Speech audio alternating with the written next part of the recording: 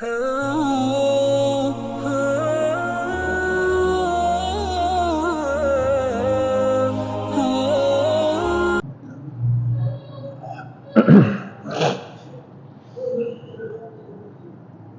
اللہ الرحمن الرحیم۔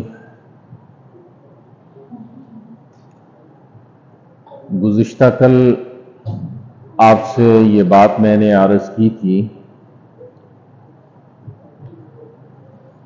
کہ جو شخص جتنا بھی عبادت گزار بن جائے اور کلمہ بھی پڑھتا رہے، نماز روزے کا بھی اہتمام کرتا رہے، لیکن وہ ضروریات دین میں سے کسی چیز کا انکار کرے تو وہ شخص دائرہ اسلام سے خارج ہو جاتا ہے۔ اور اس میں پھر میں نے آپ کو قادیانیت کے حوالے سے یہ بات کہی تھی کہ وہ لوگ اعتراض کرتے ہیں، آپ کو کہتے ہیں کہ ہم تو آپ ہی کی طرح سارا کچھ کرتے ہیں، اس کے باوجود آپ ہمیں کافر کیوں کہتے ہیں؟ جواب میں نے یہ آپ سے عرض کیا تھا کہ باقی چیزیں تو کرتے ہیں، لیکن جو ضروریات دین ہے، اور ضروریات دین میں بنیادی چیز رسول اللہ صلی اللہ علیہ وسلم کی ختم نبوت پر ایمان لانا، اس چیز کا آپ جب انکار کر دیتے ہیں تو آپ جتنے بھی دیگر اعمال کر لیں، آپ دائرہ اسلام سے خارج سمجھے جائیں گے۔ ایک تو اس قسم کا سوال وہ کرتے ہیں، امید ہے کہ آپ کو یہ جواب یاد بھی ہو گیا ہوگا۔ دوسری بات یہ بھی وہ کہتے ہیں قادیانیت کہ دیکھیں، آپ کہتے ہیں کہ نبوت ختم ہو گئی ہے، تو احادیث کے اندر یہ بات ہمیں ملتی ہے کہ حضرت عیسیٰ علیہ السلام وہ اللہ کے نبی بن کر آئیں گے، تو جب وہ نبی بن کر آ رہے ہیں اور آئیں گے تو پھر ہمارے جو بڑے ہیں مرزا غلام احمد قادیانی، اگر وہ بھی اللہ کا نبی کہنے کا کہتا ہے تو اس میں پھر کیا حرج ہے؟ اس میں پھر کیا حرج ہے؟ جب حضرت عیسیٰ بھی آئیں گے اور نبی صلی اللہ علیہ وسلم کے بعد آ رہے ہیں تو مرزا غلام احمد قادیانی بھی اگر آ گیا تو اس سے کیا فرق پڑتا ہے؟ آپ ان کی نبوت کو مانتے ہیں اور اس کی نبوت کو نہیں مانتے۔ سوال سمجھ میں آیا؟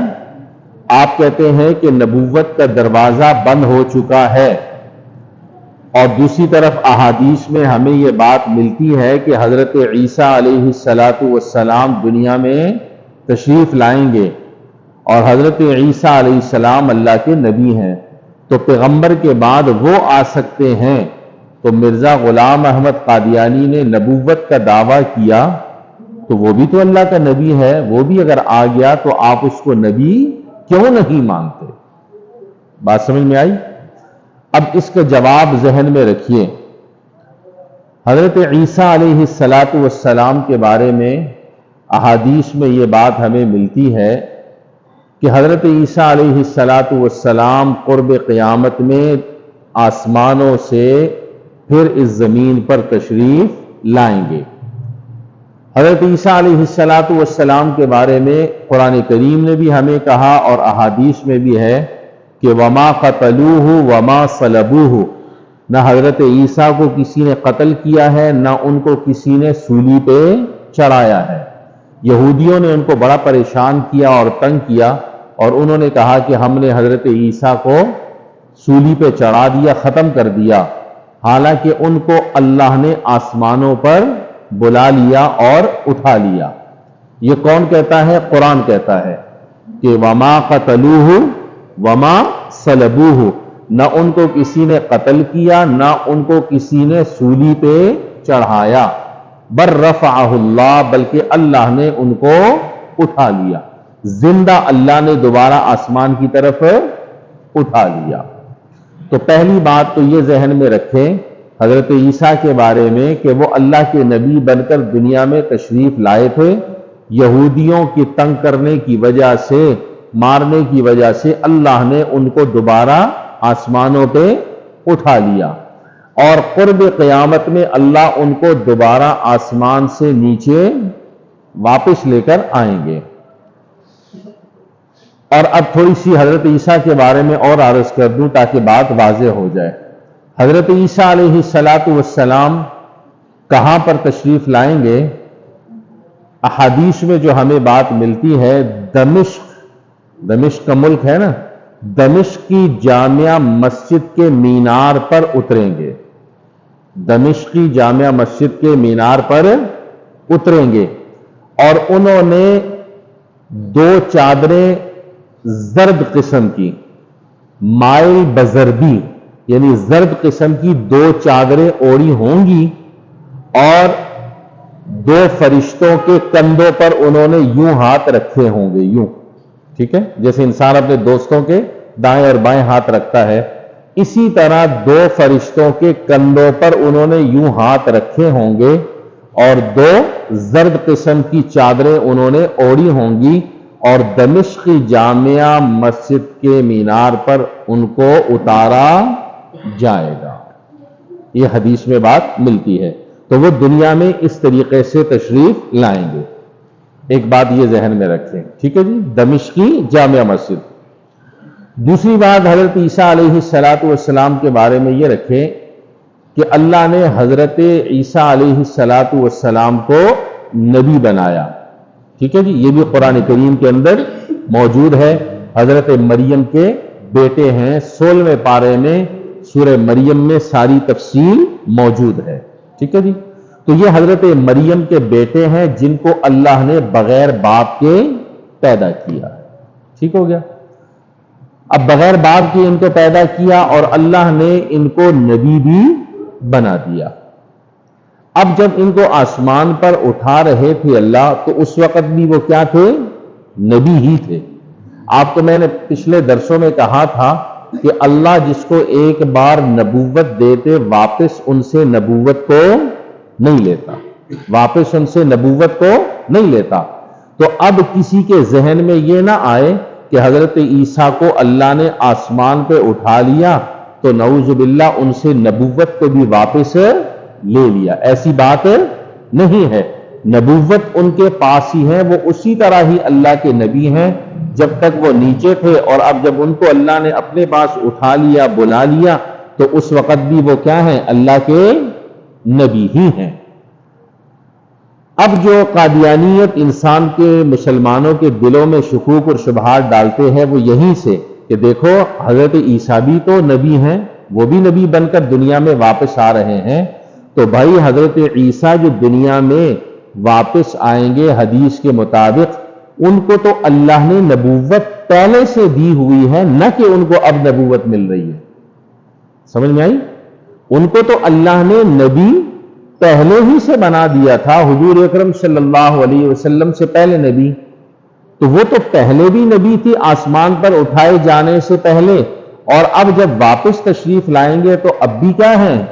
نبی ہیں، وہ تو پہلے سے نبی ہیں۔ البتہ جب اس دنیا میں وہ تشریف لائیں گے تو نبی تو وہ ہوں گے پہلے سے، لیکن زندگی جو گزاریں گے وہ ایک عادل حاکم اور منصف کی طرح گزاریں گے، اور رسول اللہ صلی اللہ علیہ وسلم کی جو شریعت ہے، اس شریعت کے تابع بن کر اپنی زندگی گزاریں گے۔ اپنی شریعت پر نہیں سابقہ، بلکہ کس کی شریعت کے مطابق؟ رسول اللہ صلی اللہ علیہ وسلم کی شریعت کے تابع ہو کر اپنی زندگی گزاریں گے۔ تو اب معلوم کیا ہوا کہ وہ پہلے ہی سے نبی تھے، اور جب اللہ ان کو نیچے اتاریں گے تو تب بھی وہ کیا ہے؟ نبی ہیں۔ ان کو کوئی نبوت نہیں ملی، وہ تو پہلے سے ان کو نبی ہے۔ اور قادیانی جو ہے نعوذ باللہ، مرزا غلام احمد قادیانی، تو وہ تو پہلے سے نبی نہیں تھا۔ اس بدبخت نے تو بعد میں نبوت کا دعویٰ انڈیا کے اندر کیا کہ میں بھی کیا ہوں؟ اللہ کا نبی ہوں، اور انگریز کا یہ پودا تھا، انہوں نے یہ پودا لگایا تھا، اور اس نے کیا کر دیا؟ انگریز کے لیے کیا کیا؟ کام کرتے ہوئے نبوت کا دعویٰ کر لیا، تو پہلے وہ اللہ کا نبی نہیں تھا۔ اس لیے اب ان کا جو اعتراض ہے حضرت عیسیٰ علیہ السلام کے حوالے سے وہ اب باقی نہیں رہا. باقی سمجھ میں آیا نہیں آیا بھائی؟ اللہ کرے بات سمجھ میں آ گئی ہو. یہ اعتراضات قادیانیت کرتے ہیں کہ بھئی حضرت عیسیٰ اگر بن سکتے ہیں تو ہمارا کیوں قادیانی نہیں بن سکتا؟ تو جواب کیا ہے کہ وہ پہلے بھی نبی تھے اور بعد میں بھی نبی. قادیانی جو تھا وہ پہلے نبی نہیں تھا، اس نے رسول اللہ صلی اللہ علیہ وسلم کے بعد آ کر نبوت کا کیا کیا؟ دعویٰ کیا. اور اللہ کے حبیب نے فرمایا کہ میرے بعد کوئی نبی نہیں ہے. اور قرآن نے بھی کہا وَخَاتَمَ النَّبِيِّينَ، نبیوں کے اوپر مہر لگا دیا، ختم کر دیا، اب قیامت تک کسی اور نبی نے نہیں آنا. یہ سوال اور یہ جواب سمجھ میں آیا بھائی جوانوں؟ اچھی طرح یہ جواب ذہن میں رکھیے گا. یہ اعتراض اور سوال وہ کرتے ہیں، ایک یہ والا اور ایک گزشتہ کل جو میں نے آپ کے سامنے رکھا تھا. یہ دو اعتراضات بنیادی طور پر وہ مسلمانوں کے سامنے رکھتے ہیں.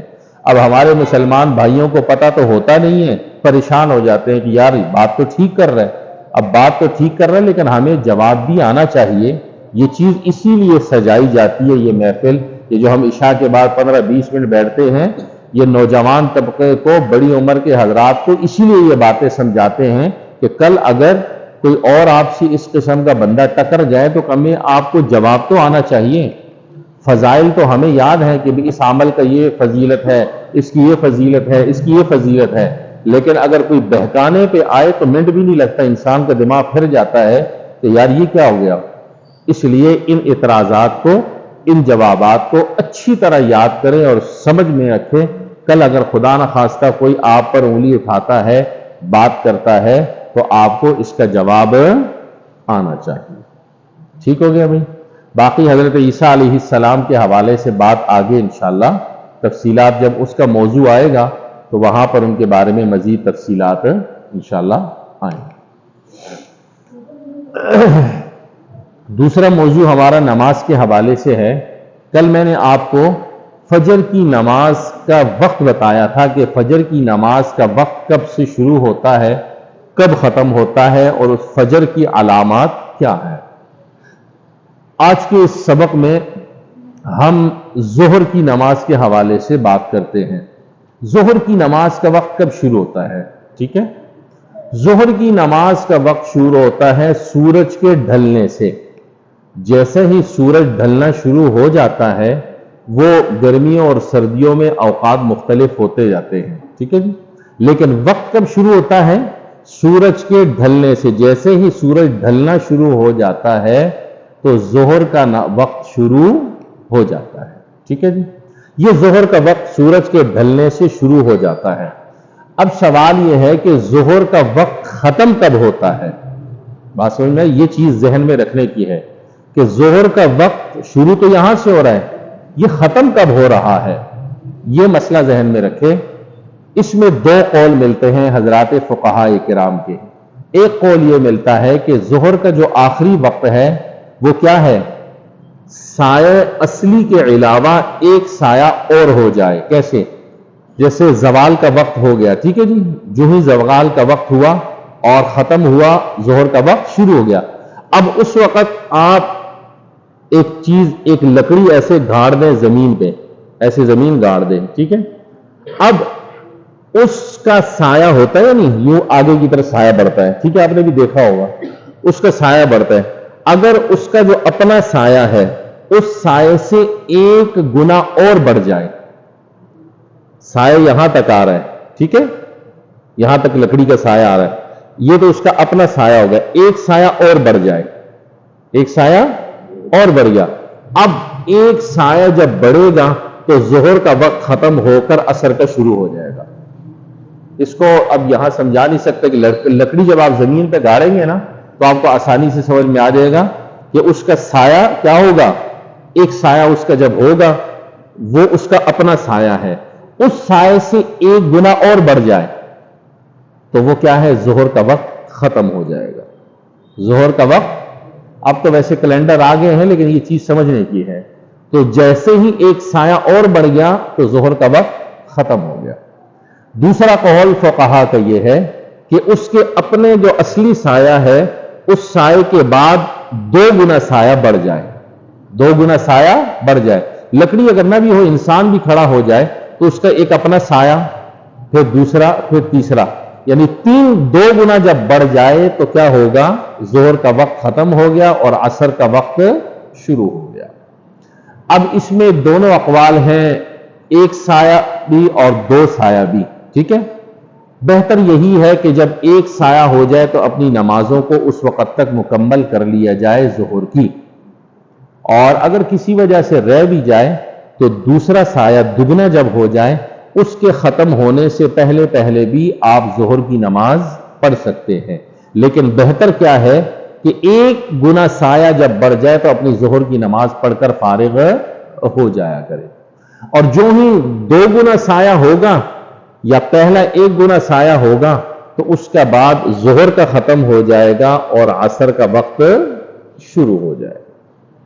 عصر کا وقت شروع ہو جائے اور عصر کا وقت شروع ہو جائے گا اور یہ چلے گا کب؟ غروب آفتاب تک. کب تک؟ غروب آفتاب تک عصر کا وقت ہے. اس میں مستحب وقت، یعنی کہ جس میں ثواب زیادہ ہے، مستحب وقت یہ ہے کہ سورج کی جو زردی ہے اس زردی آنے سے پہلے پہلے عصر کی نماز پڑھ کر فارغ ہو جائیں. زردی آتی ہے نا غروب آفتاب کے وقت، آپ دیکھیں زردی آتی ہے، تو اس زردی کے آنے سے پہلے پہلے عصر کی نماز پڑھ لینا یہ مستحب ہے. اور جب زردی آ جائیں اس کے بعد آپ نماز اگر پڑھیں گے تو وہ پڑھ تو لیں گے لیکن مکروہ ہو جائے گی. نماز کیا ہو جائے گی؟ مکروہ ہو جائے گی. آپ کی نماز تو ہو جائے گی، آپ نے پڑھ لی، لیکن کیا ہوگی؟ مکروہ ہو جائے گی، جو ناپسندیدہ ہے، اللہ کو پسند نہیں ہے. اس لیے عصر کا جو وقت ہے مستحب وقت، بہترین وقت، وہ کیا ہے کہ زردی آنے سے پہلے پہلے، سورج کی جو زردی ہے اس کے آنے سے پہلے پہلے عصر کی نماز کو پڑھ لیا جائے. اب اگر کسی نے نماز نہیں پڑھی اور جان بوجھ کر نہیں پڑھی اور سورج کی زردی شروع ہوگی اور وقت غروب ہونے کے بالکل قریب ہو گیا تو ایسی صورت میں وہ نماز پڑھے گا. نماز تو ہو جائے گی لیکن کس کے ساتھ ہوگی؟ مکروہ ہوگی. کس کے ساتھ ہوگی؟ مکروہ. مکروہ کا معنی سمجھ لیجئے، مکروہ آتے ہیں کراہت سے. کراہت کے معنی آتے ہیں ناپسندیدہ، اللہ کو پسند نہیں ہے یہ کہ تم لوگ بالکل جب سورج زرد ہو جائے، غروب ہونے لگے تو جلدی جلدی آ کے نماز پڑھ لو. یہ چیز اللہ کو پسند نہیں ہے. تو ادا تو ہو جائے گی، آپ پڑھ لیا، لیکن کیا ہے؟ اللہ کو وہ چیز پسند نہیں ہے. جب چیز اللہ کو پسند نہیں ہوگی تو اس کو کرو گے، ایک سر سے ایک بوجھ تو اتر جائے گا لیکن فائدہ نہیں ہوگا. اس لیے عصر کا وقت غروب آفتاب سے پہلے پہلے اور زردی کے آنے سے پہلے پہلے پڑھ لینی چاہیے. لیکن اگر کسی وجہ سے رہ گئی تو اس دوران بھی آپ پڑھ سکتے ہیں. یہ ظہر کا وقت ہے اور عصر کا وقت ہے. مغرب اور عشاء کا وقت کب شروع ہوتا ہے، کب ختم ہوتا ہے، انشاءاللہ یہ کل عرض کر دیں.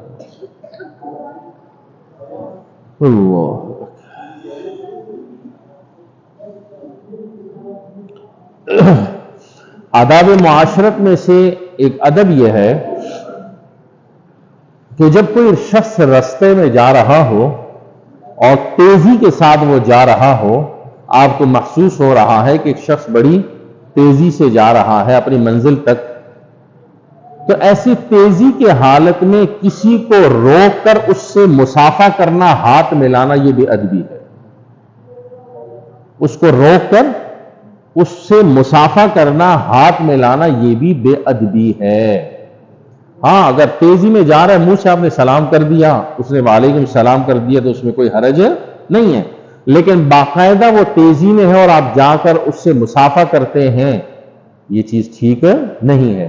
یا وہ تیزی میں جا رہا ہے، اس کو جلدی ہے، اور آپ اس سے پکڑ کر اس سے اپنی باتیں شروع کر دیں، یہ بات کیسی ہے، یہ کیسا ہے، یہ کیسا ہے، یہ کیسا ہے، یہ طریقہ بھی کیا ہے؟ یہ طریقہ بھی بے ادبی میں شامل ہے. تو جلدی میں سلام یعنی ہاتھ ملانا بھی ٹھیک نہیں ہے، اور اس سے اپنی بات کرنا یہ طریقہ بھی کیا ہے؟ مناسب نہیں ہے، بے ادبی ہے، اس سے اجتناب کرنا چاہیے۔ پتہ نہیں یہ چیز آپ کے ساتھ کبھی پیش آئی یا نہیں آئی، لیکن ہمارے ساتھ یہ چیز اکثر پیش آتی ہے کہ ہم جلدی میں ہوتے ہیں، ہمیں اکثر لوگ مسافے سے زیادہ یہ کہ مفتی صاحب آپ پر نظر پڑ لی، جلدی جلدی مجھے مسئلہ بتا دیں۔ مطلب کیا ہے کہ میرے پاس ٹائم نہیں، آپ بے شک تیزی میں ہیں لیکن رک کے مجھے بتائیں، مجھے مسئلہ بتائیں، مجھے یہ بات بتائیں۔ تو ہمارے ساتھ یہ معاملہ کیا ہے پیش آتا ہے، یہ انتہائی بے ادبی ہے، جس کو حضرات علماء نے اس کتاب میں باقاعدہ طور پر بے ادبی لکھا ہے، یہ ادب نہیں ہے۔ تو یہ صرف میرے ساتھ نہیں، کوئی بھی بندہ ہو تو اس کے ساتھ یہ طریقہ اختیار کرنا کیا ہے؟ درست نہیں ہے۔ البتہ کوئی اطمینان کی حالت میں ہے، اطمینان کی کیفیت میں ہے، آپ سلام بھی کر سکتے ہیں، اور کوئی اگر کام ہے آپ کا تو آپ کام بھی کر سکتے ہیں۔ سمجھ میں آ گئی؟ اللہ عمل کی توفیق عطا فرمائے۔ الحمد